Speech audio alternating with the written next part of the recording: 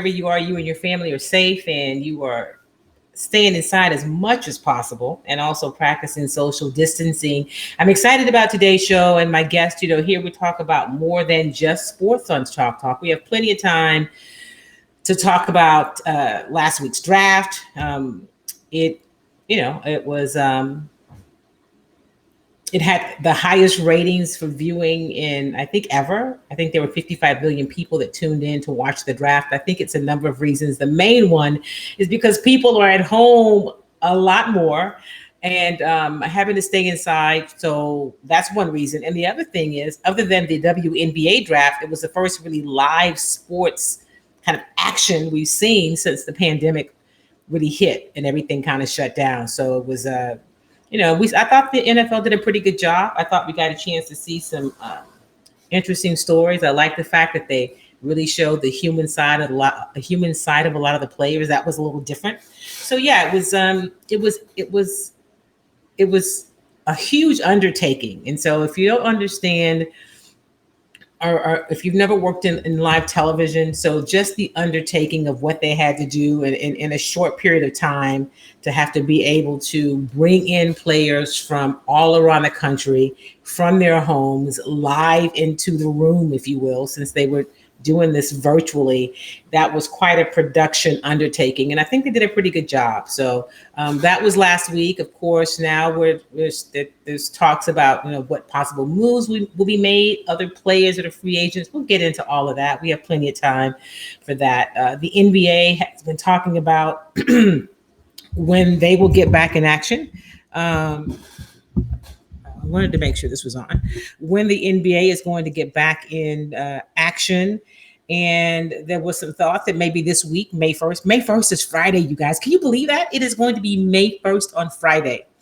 And that the NBA would start to start reopening some facilities, and they had certain restrictions they were talking about putting in place. Let's say perhaps one staff member and four players at a time could only be there. So now, of course, the NBA has relaxed that. They've changed their minds. They're saying, "Oh, wait, maybe not May 1st, maybe May 8th." So we're going to follow that up and tell you. I don't really know how that can work out and be safe in terms of having players in the gym, especially when we're still talking about not having enough testing, right? So there's a lot of that we're going to talk about over the next few days in terms of what's happening in the sports world as it relates to not just sports but just society in general. I will say that sports is really a microcosm of society, and if we see it in sports, it starts someplace else first. So I'm excited to have an expert in this area as we talk about COVID-19, what we should be doing, what you should be doing in your respective cities. His name is Dr. Ulysses Burley, and I got a chance to know him, meet him. Actually, I'm just meeting him because Pastor Rudy told me about him, and what he said is, "Hey sis, I trust him." So I thought immediately, well, let me reach out to this guy that Pastor Rudy says he trusts, and have him join us and talk a little bit about his perspective, and especially a post I saw him post about don't rush. I'd like to welcome to the show Dr. Ulysses Burley. Thank you, Doc, for joining us this morning. Hey, Kim, how are you? Thank you for having me. I'm I'm good, thank you. I saw the post, and actually, that's what Pastor Rudy shared with me. He shared the post you put about don't rush, and I'll post it later for the audience to see. But tell me what made you make that post, and what is it that you want people to really take away from that? Sure. Well, so about a month before the coronavirus became the pandemic that it is, I began to try and engage my audience differently, understanding that the way in which people receive information has changed Mm-hmm. over these years. And so I'm a writer and I'm a public speaker, but digital platform hasn't necessarily been my go-to platform. And so I said, you know what, in an effort to reach more people, I'm going to start producing a series of conversations via video that people might be able to access, the Can We Talk series. And It just so happens 1 month later, the only thing I was able to do was make videos from my home office. So I was happy to have made that transition at least prior to that. And up until that point, I had been talking about the things that people were interested in. First, the primary elections, and then Hmm. COVID-19 happened, and the world and the country's focus shifted. And as a healthcare professional, a public health professional, that was in my wheelhouse. And so I began to shift to talk about COVID-19. And prior to the post that you mentioned, I had posted a video highlighting the racism of COVID-19. Hmm. And it was the week where we were finally getting some data from local and state health departments that showed that overwhelmingly people of color were being disproportionately impacted by COVID-19.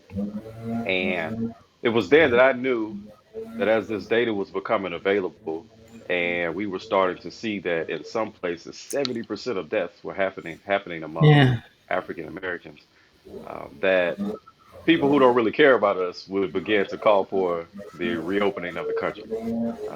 Because if these are the people who are being impacted, then we're good to go. Um, Right. we've Right. we've always been the sacrificial lamb for the economic prowess of the United States. And sure enough, a week later, you started to hear from, Florida and Georgia and my home state, Texas, where you are, beginning Right. to talk about, opening up as early as May 1st. And so it was then that I realized that my worst fears were coming to fruition.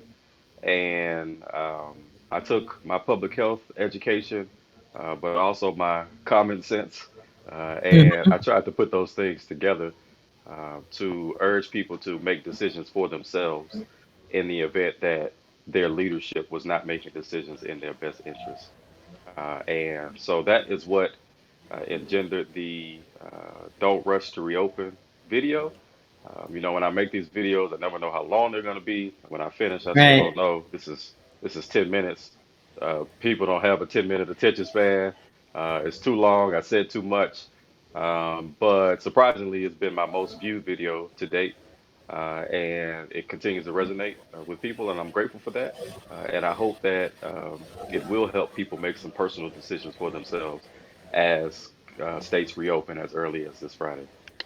It's interesting you say that. I've been doing this show digitally, virtually for maybe about 5 years, and so now as everyone comes into this space, it's almost kind of normalized it, because before it was just it was well, it's just something kind of online, but this is the way that we communicate. And I think that what you found with the post it the video you made is it was long enough to do what it needed to do and to say what you needed to say. And if you cut anything out, or if you made it shorter, you may have missed the mark. And so that's Yeah, why people I think are hungry for information that's credible and that's real. Okay. right, And so as you talked about working in a space of public health. I read one of the other articles you wrote, which I thought it made perfect sense, is what we could learn from the HIV and AIDS pandemic as it relates to COVID-19. And I didn't work in that space, but I sat on the board of AIDS Foundation for about okay, 6 years. So I'm real yeah, passionate about that work. And it is stuff that we can learn. When I was on the board, the rising population were people of color, especially women, right, young African American women. And it's like, what do we learn from what happened with that disease? Well, initially, when it was supposed to be a gay disease, if you will, which is kind of ridiculous, th- that community said, listen, we're tired of seeing our loved ones die, and what are we going to right, do about it? And so that's what I think we have to do in all these other issues. And so when I hear Georgia talk about opening hair salons as one of the in the first wave, right, and nail salons, and here in Texas, we're not there yet, but they're coming. right, I just I said it not as eloquently as you did, but when they gave this virus a face and it looked like mine and yours, it was a game changer. it was, And yeah, people need to realize that, as you say, well, I've got to go get my hair and nails done. Really? Come right, on now. Come on. yeah.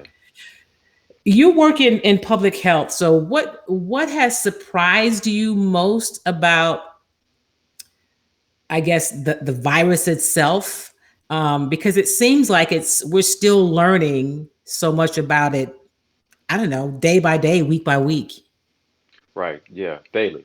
And it makes people like myself who, on any other given day, as an expert in infectious disease, specifically HIV and AIDS, but we are learning even ourselves, and people look to us for answers. And it's one of those moments where we have to be real and say, this is what I know today, and I might have to unlearn that tomorrow because we might learn something new. And being able to say that I don't know because there are a lot of things that we don't know. The coronavirus is a classification of viruses. They have existed forever. This is a novel coronavirus that causes the COVID-19 disease. And so, novel in the sense that this particular type of coronavirus has never been exposed. Humans have never been exposed to it. And so, we don't have a natural immunity to it, which is why we're seeing this rapid infection rate globally. Um, Coronavirus is a zoonotic disease, meaning What that does that mean? it originates in an animal. And Okay. so zoonosis is the process for which a virus can be transmitted from an animal species into the human population. It's the way in which we believe HIV and AIDS entered the human population, 200 years ago. And um, so it's not new in the sense of we haven't seen coronaviruses before. SARS, which we've dealt with before, Mm-hmm. MERS, MERS, those are all coronaviruses. But this is new. COVID-19 is new, and as a result, we don't have any immunity to it, which is why it's also different from the flu, as many of us have made comparisons to the flu. Um, the flu strain each year is different, but it usually is some variation of a previous strain and mutation. And so our bodies have at least seen some parts of it before, which then give us a certain level of protection. We don't have any protection for COVID-19. And that's the reason why, reopening before we have the development of a viable vaccine is premature, frankly. But, some of the symptoms that we are seeing for an otherwise lung disease are astounding. Just this week it's been reports of stroke in young people as a Wow. result of COVID-19 infection. And so there's these clotting factors that are happening and then migrating into the brains of young people. And where we normally see one blood clot that causes a stroke in someone's brain, we're seeing multiple clots. And so we're not sure why this is happening as a result of this otherwise lung disease. Um, we are seeing a total systems failure in some people, what we call a cytokine storm or a cytokine explosion. Cytokines are um, white blood cells. It's our body's way of attacking inflammation by giving it a healthy inflammation. And essentially, our immune systems don't know what to do with COVID-19. And so it's overreacting. And these people who are Mm. experiencing these system shutdowns where their kidneys are failing and their lungs are failing and they're having heart attacks, it's a result of the body's overreaction to COVID-19 because it doesn't know what to do. So it sends everything. And then the body Wow. begins to attack itself. And so, so this is new for us. And it's similar to the type of response that people had to the 1918 Spanish flu, which I talk about a bit in my Rush to Reopen video. And 100 years ago now, they learned back then what to do, and so we have those blueprints now. We just have to heed to those blueprints. And I think there are too many politicians making health decisions and not enough health officials making health decisions. What is the biggest challenge for medical health professionals like yourself as it relates to, like you said, you guys are still learning about it, Yes. and advising people. And when you see, and I say treating it, because you said our bodies don't, I mean, that's an awesome way to say our bodies don't know how to react. So even at first they said, well, people with um, conditions, pre-existing health conditions are obviously more at risk. but we've seen healthy people, we've seen young people, we've seen people across the spectrum. Obviously, if you have any kind of a um, health concerns, you're more at risk, like you are for anything. But this Right. can really hit any of us. Absolutely. It's definitely indiscriminate in that nature. Um, and again, it's something we've never seen before, which I think is why we're having so much difficulty in treating it and stabilizing people who are suffering from it.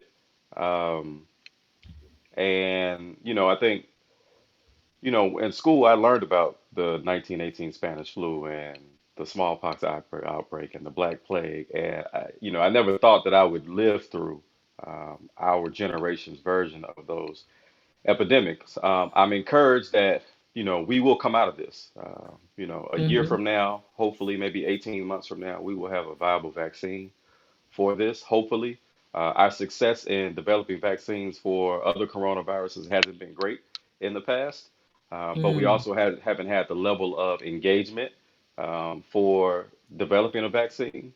Since this is a global pandemic, you have more hands on deck. And so all of the world's top experts are really working on this. And so I'm confident that, a year from now, 18 months from now, we'll have a defense that will mechanically build an immunity for us so that we can go on with our daily life. And then this becomes a learning experience for future health professionals like myself in the future so that we don't repeat history, right? Um, but in the midst of it, personally, I'm not in the clinical setting anymore, and so I benefit from being able to digest large amounts of information about the virus, which is why I do these videos, which is why I can sit and talk to you. But most of our care providers who are on the front lines are just trying to keep people alive, but even Mhm. more so are trying to make sure that they themselves stay alive so that they can be able to give care to others. And so, in that, they don't necessarily have the opportunities to sit and read the literature and read what's most up to date because they have people right in front of them that are dying and they're literally troubleshooting, on the job to try and save life. So, this is really a collective effort for, scientists, people who do the work in the laboratories, for frontlines people who can give a firsthand account of the symptoms in which they are witnessing, the ways in which actual people are responding to the virus, and then public health officials who understand trends and epidemiology and demographics and the ways in which health transcends medicine and science, but also social and economic and these other dynamics within society. And so all of those people then have to come together. And that's Yeah. what the response of COVID-19 should look like. And I think we're all doing our best to collaborate, work together. I literally have a Zoom call with experts every day, and sometimes more than one every day from all over the world so that we can share information. This is what I'm seeing. This is what's happening in my country. This is what's happening in my city. This is what we did for this patient that worked, but didn't work for this Mm. patient. But think about trying this if you have a particular patient that presents with these types of responses. And so it really is a collective effort. And you mentioned my HIV article, and uh, that I talked about what the lessons we can learn from the HIV epidemic. I talked about globalization Mhm. and how COVID-19 is a product of globalization and how we're all connected. And it's these moments where we have to all come together, where nationalism and those types of things are put aside, and we realize that this is a human episode and not just an American episode or a Chinese episode or otherwise. And I hope that it's a posture that we will maintain even after COVID-19, as the world has become more and more fractured, either as a result of leadership or capitalism or war or poverty. I hope that this is something that will unite us globally um, so that our responses can then be collective moving forward. Dr. Burley, someone asked a question and said about the about Black people and the possible lack of vitamin D3. Does that have anything to do with the higher instances. We know the things that lead to this being a fatal disease for our community and that's being impacted. It's ongoing racism and the system that's not really set to take care of us. But does the lack of vitamin D3 have anything to do with it? Not from anything that I've read. And Okay. again, I haven't read everything. But from what I know, our disposition to COVID-19 is a direct correlation of our pre-existing conditions. We are overrepresented in hypertension and diabetes and kidney failure and chronic lung diseases like asthma and COPD and obesity. All of these factors make people more likely to have severe COVID disease, and we're overrepresented in 8 of the top 13 um, leading causes of death globally, and that's not our fault. That is a Right. result of systemic racism, systemic oppression, and a mistrust in the medical system that is founded in historical bias. And so things like it's absolutely not a bad idea to take vitamin D. I take vitamin D every day. I live in a city where, it's gray 9 months out of the year. Yeah. And so I don't benefit from the sunlight exposure that people in Texas or Florida or in the South would otherwise benefit from. And so I take vitamin D and it gives me energy that I wouldn't otherwise have.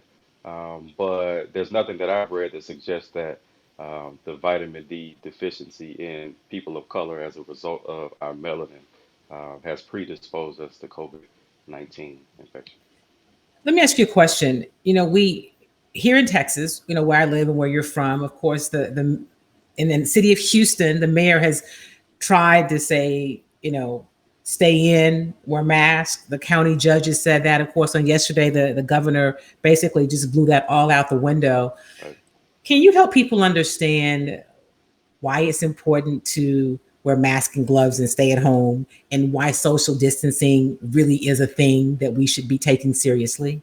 Yeah, absolutely. So the quarantine is the world's oldest tool for decreasing the spread of infectious disease. And so it dates back all the way to the 14th century during one of the Black Plague epidemics. And even back then, they knew this is a community spread epidemic. And so if we can keep people separate from each other, if we can identify those people who might be sick and then quarantine them, that is our best tool for decreasing the amount of spread for this virus. And that has nothing to do with medicine or science. It is common sense. And so social distancing, but even more so physical distancing, then becomes a good tool for us in this virus that we know is spread by community, but even more importantly, that we know is spread even by asymptomatic persons. And so that Mhm. was the game changer, right? It's one thing to experience symptoms and then be able to say, okay, I might have COVID-19, and so therefore I need to stay put. But it's another thing to not have any of those symptoms and not know that you are a carrier and then be transmitting to people who are more vulnerable than you.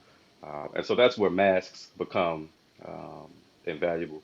It helps not only to keep you safe, but in the event that you are in fact positive and asymptomatic and haven't had access to a test, then it also ensures that you don't spread it to other people when you go and do essential things like grocery shopping and go to your bank and things of that nature. Um, and then just hygiene. I think this moment has Yeah. exposed how much we've taken hygiene for granted as people. In Yeah. terms, we have to tell people to wash their hands, right? And to wash them some frequently and often. So, I hope this is something that re-educates us on something that grandma taught us and mom and dad encouraged us to do. And, even Dr. Fauci, who's the leading infectious disease physician in the country and some say in the world, has said that he doesn't recommend us going back to shaking hands and hugging and things of that nature. He doesn't think we should Wow. do that at all, at least until we have a vaccine available, just because of the ways in which we know this virus is transmitted. And so it's really important in terms of the stay-at-home orders and the lifting of those orders in places like Texas. On the one hand, I understand people's need to earn a living. I have that same need. I'm a small business owner, and my business is being impacted by this epidemic. But on the other hand, we also have to understand that um, you have to be living to earn a living, uh, Right. and and so we have to prioritize life over livelihood in this moment. And I know that that's a thing that I can say from a position of privilege. Some people don't have that privilege, and um, one of the disappointments in all of these stay-at-home orders is that none of them are founded in medicine. None of it is grounded on epidemiology. All of it is economic. All of Yeah. it. You Yeah. can't find a doctor who takes their work seriously who says that it's safe to reopen any place on May 1st in our country, given the amount of or lack thereof testing, given that most of the states haven't even reached their peak yet, and given that there's so many asymptomatic people who are going on with business as usual and potentially infecting people who will not fare as well. So it's difficult because on the one hand, things will open back up, and we've all been in the house for at least a month, and people will be apt to participate in those things. But on the other hand, uh, you know, the people who suffer the most are people who look like you and I. Right. And um, I'm interested to see 2 weeks from this Friday what the numbers are in Texas. I don't know that there will have an accurate representation. Texas is among the bottom of states in testing, Right. and Exactly. so only about 1% of people in Texas have been tested.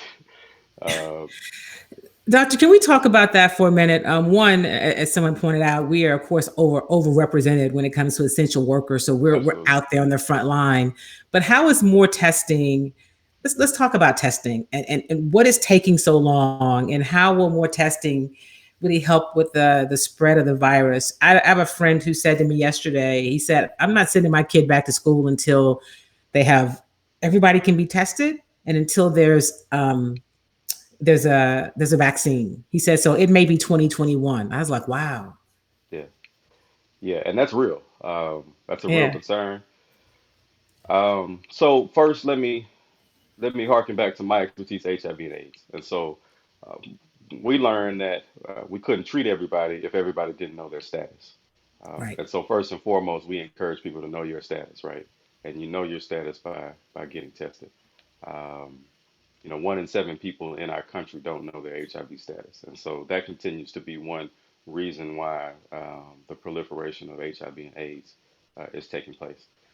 So now transpose that onto the COVID-19 epidemic. While we don't have viable treatment or vaccine for COVID-19 yet, we do know that asymptomatic persons can still spread the virus. And so in that case, you can't say that we're flattening the curve, as in Texas, when you've Hmm. only tested 1% of the population. And so there are roughly 29 million people in Texas, only about 290,000 people have been tested. It's 1%.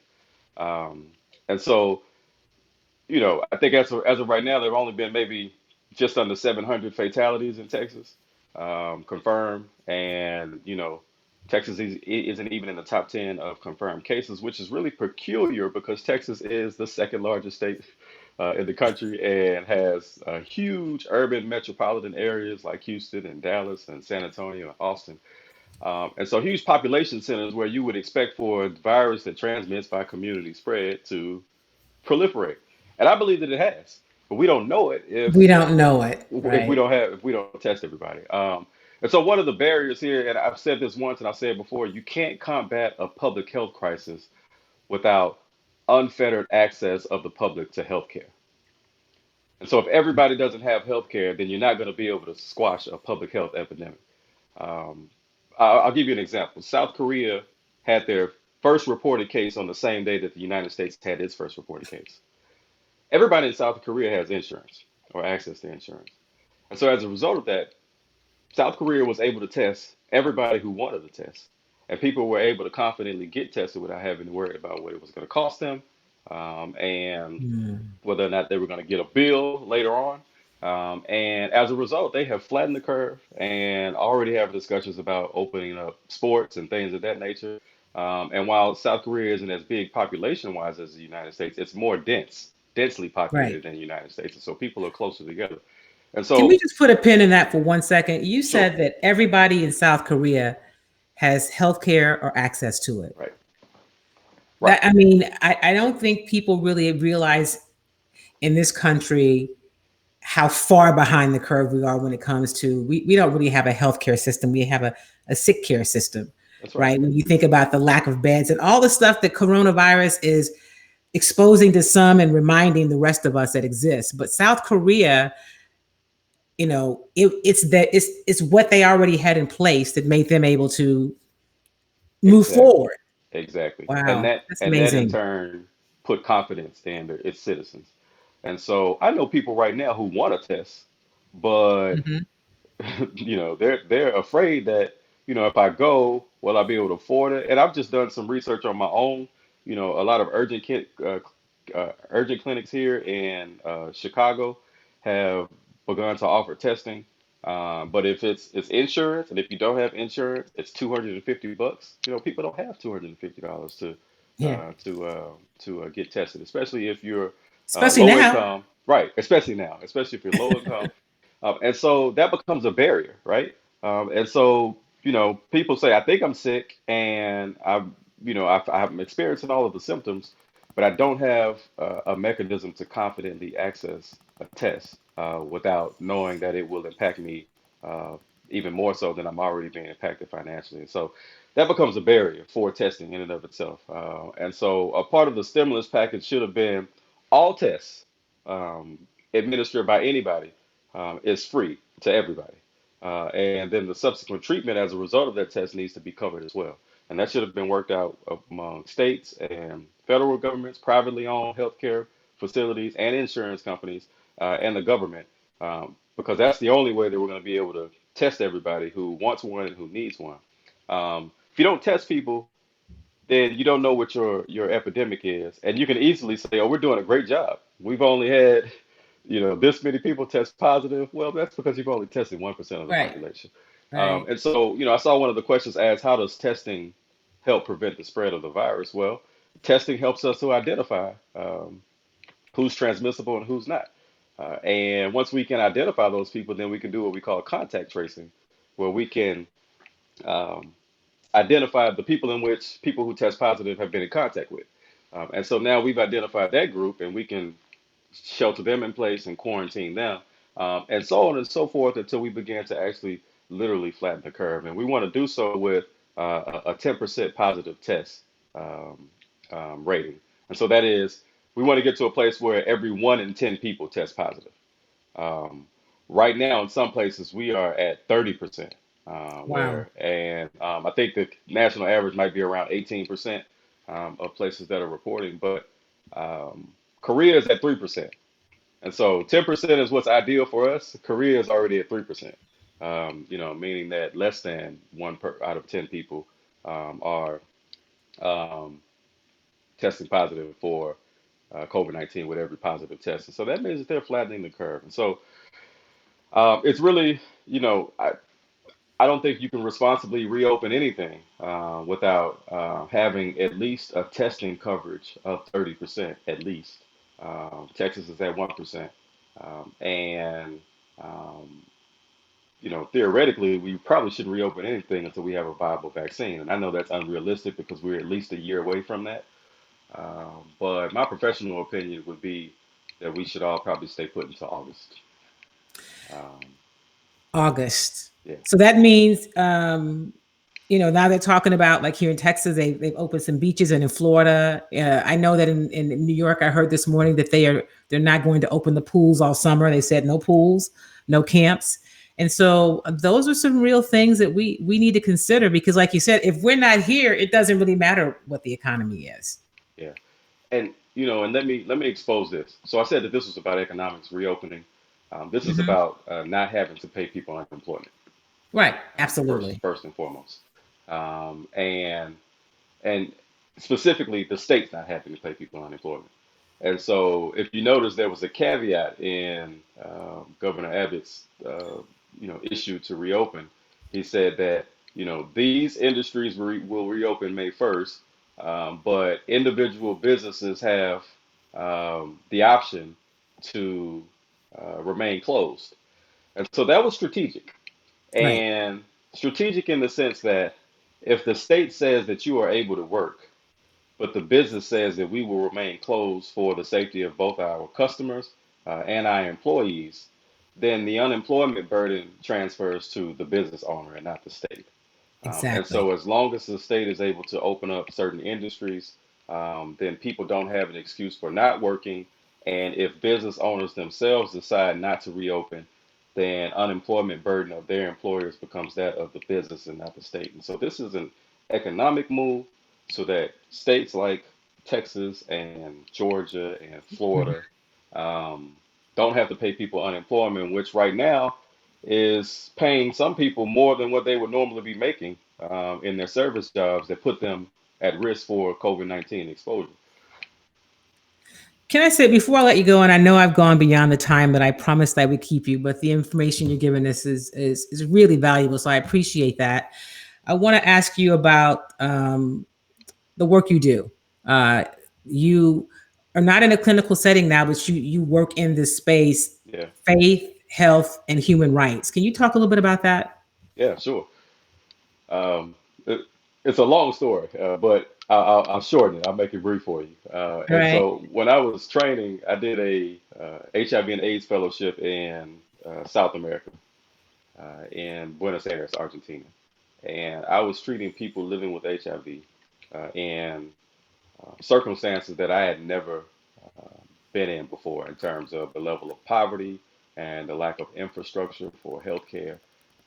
And it became clear to me from that 1 year fellowship experience that there were things happening in society. There was dis-ease happening in society that was manifesting in people as disease in the hospital. And so all of the people who I were treating had some story about poverty or racism or violence or government corruption or discrimination that then predisposed them to HIV in this case. And so I then realized that, you know what, no matter what we do for people in this hospital, we always send them back out into a world that makes them sick.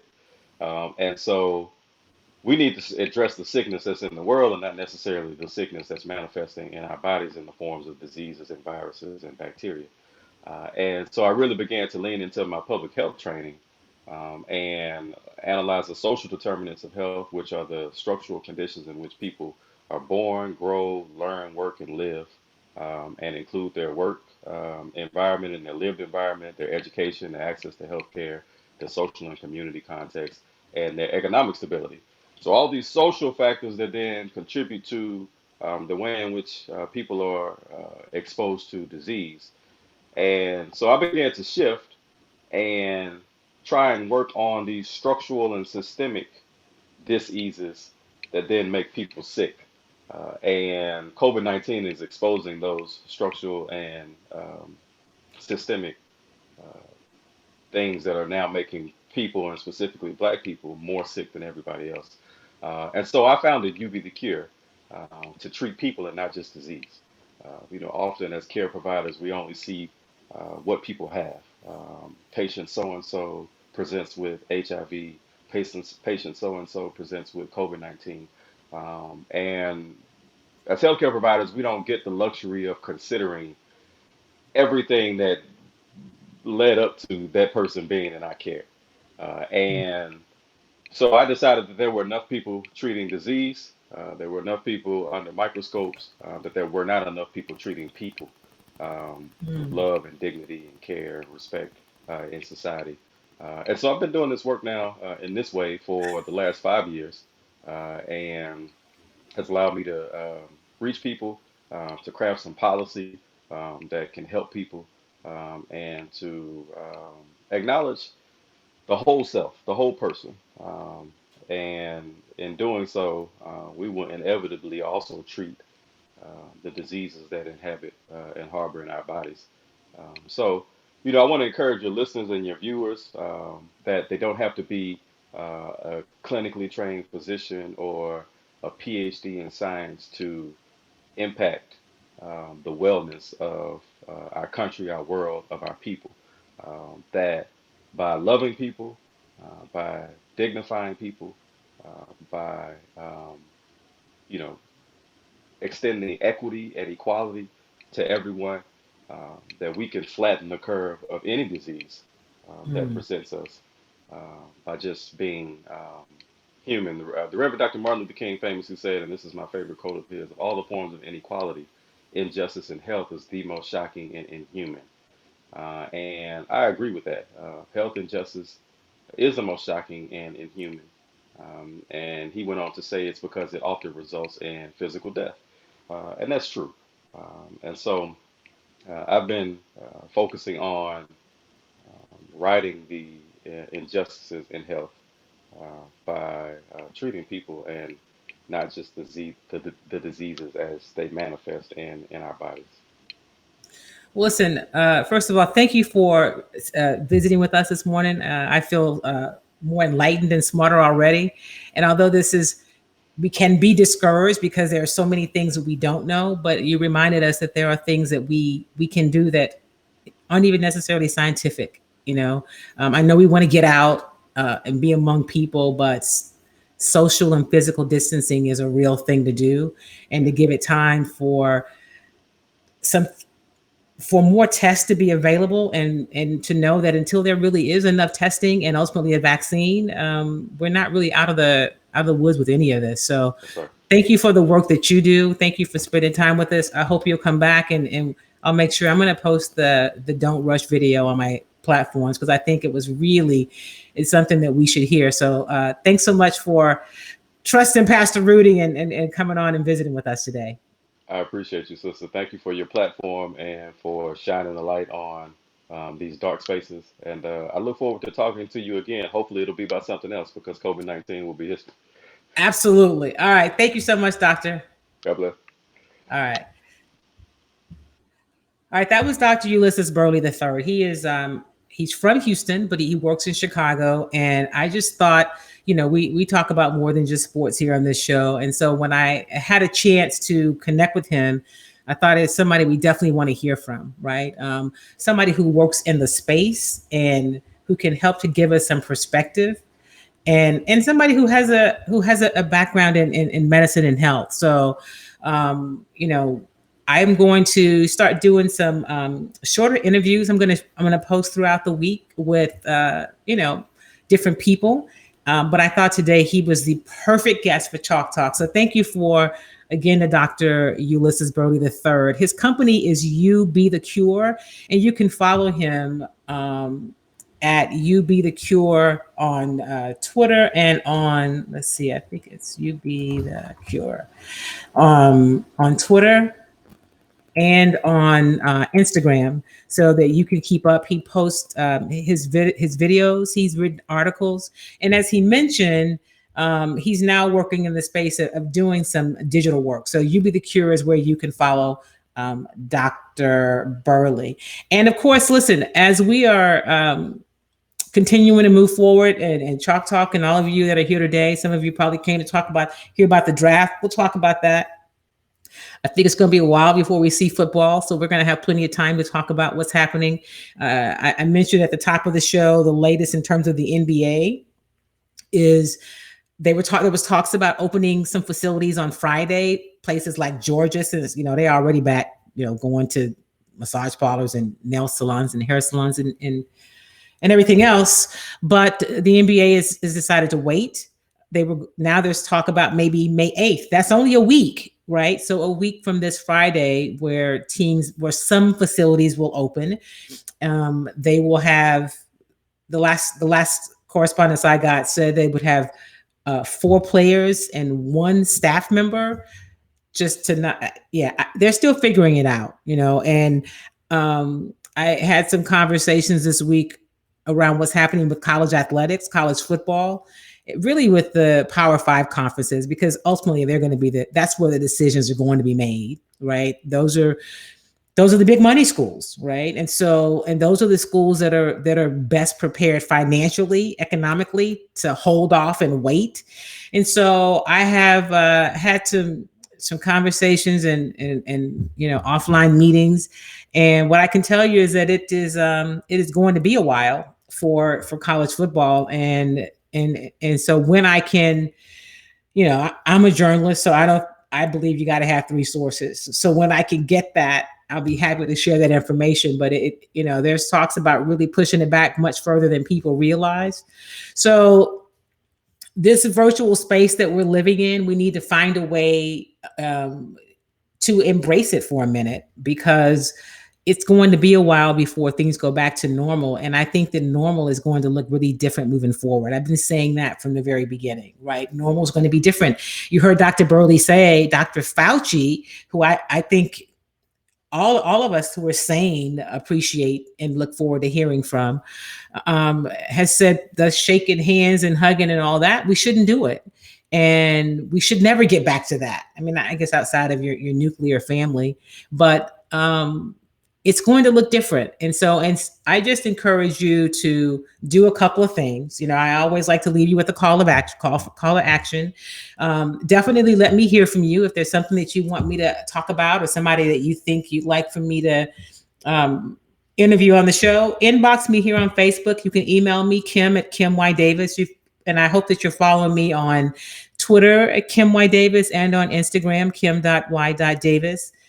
But we need to be really, really active in letting our elected officials hear from us. If you happen to be in Texas, I say flood the governor and the lieutenant governor's emails and phones with messages about a few things. I'm not going to tell you how you should feel, but whatever it is, let them know. But I will suggest this: we should all be supporting on a national level. We should let our federal officials, our national elected officials, hear from us, like our Congress people and senators, about the U.S. Post Office, right? We need the post office to remain in service. And I know every year around this time, around May, it seems that there's talk about defunding the post office. But what we can do is show our support. Go buy some stamps, mail something a day. I'm not saying break the bank, but support the post office. We need the post office. And then tell your elected officials, local, state, national, tell them that you want to make sure in your state that you can vote by mail in November. If we start drumming that beat and putting the pressure on, then we may be able to move that charge forward, because that's going to be important, right? I never tell you who to vote for here. If you listen to me, I figure you have some sense of what you should be doing. But I also believe that it's, as a journalist, it's not my job to tell you who to vote for, but it is to encourage you to vote, and it is to encourage you to be informed. And it is to tell you we need to be able to vote by mail, because in November, we're not going to have a vaccine yet. Who knows where the disease is going to be, if there's going to be a second wave. We don't know what's going to happen, but there are going to be a lot of people in November who may not feel comfortable going to vote in person. We should all be able to vote, and we should be able to vote by mail, and it should happen with the U.S. Post Office. And so that's not hard to do. So that is my call to action for you today, is to support the Postal Service, right? Support the post office. It is viable and vital, and we need that. And so there are a couple other things I want to remind you. Last week, there was a story on about Chauncey Glover on ABC 13 here in Houston. He's a local news anchor who had COVID-19. He has recovered from it. And when he told his story last Friday night, in one of the shots when he talked about fighting the disease and getting over it, one of the things I saw was the ginkgo, the turmeric paste. And you've heard me talk about it here on the show before. You've heard me talk about how that is a great product for your immune system and to be health. Friends of mine, friends of the show, Kim and LJ Williams, started ginkgo. And so I was like, wow, that was a part of his regimen for what he did to as he recovered and to fight off the disease. So make sure you go and check out ilovejinka.com. There's great information there. You can also order it. And so I want to encourage you to do that. And also, if you have the ability wherever you are to support a small business, do that. It doesn't even, in a major way, just do something, order something, buy something. If you're in a position, if you're one of the people who is still working and you still have income coming in, try to support somebody in your community, a small business, buy something, send something. And I'm going to do a little shameless self-promotion here and remind you about Kimmy Treats. You can now buy your popcorn, order it online, and the body butter. We should all be washing the heck out of our hands, but also when we're using that hand sanitizer that has alcohol that we need, it dries your skin out. So the body butter is a great product to help with that. I use it all over. You've heard me talk about it for your feet, but it's great for everything. Go to kimmytreats.com and order your products today.